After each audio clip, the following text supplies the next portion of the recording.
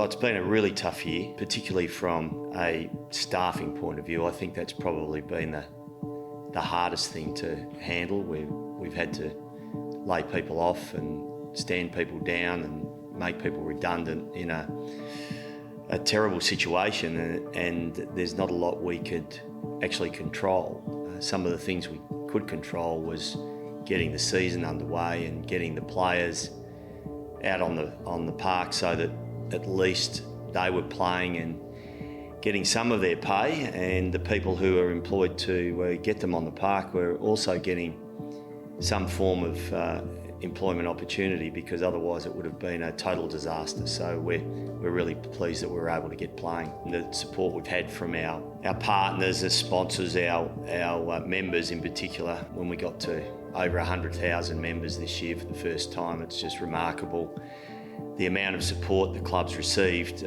given the circumstances where we had limited exposure at Optus Stadium with our team, and we've been unable to do some of the things that we do in community and get out amongst our people because of the COVID situation. The West Coast Eagles are winging their way to Queensland, preparing to hub down on the Gold Coast for the next month. More than 75 players, coaches and staff have packed for at least a 4-game road trip. Look, I think what West Coast and Fremantle did to get the season started by being the first teams to go into a hub situation were absolutely fabulous for the competition. It also meant that our players were going into the unknown, and it was a really tough period for the players and staff.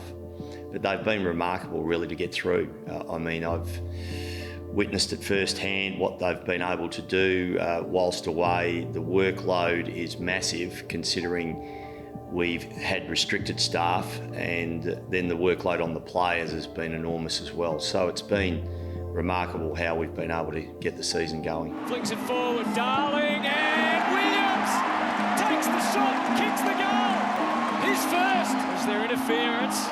Donovan both hands up. Darling crafts a magnificent attempt, and it took the angle it needed to.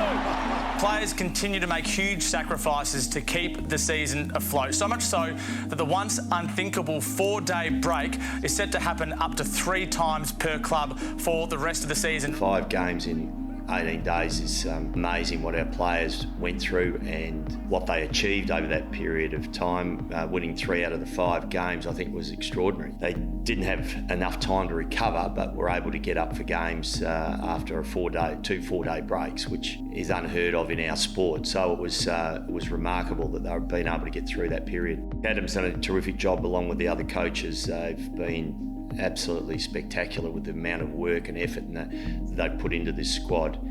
It's 6 in a row for Adam, but it's a wonderful achievement by the club again. It's our 25th finals appearance, which is fabulous in our 34-year journey. So it's quite extraordinary to see that we've been able to make finals again, and look, the achievement throughout the year, we just didn't know what to expect. So I guess what we've been able to achieve has been really fantastic.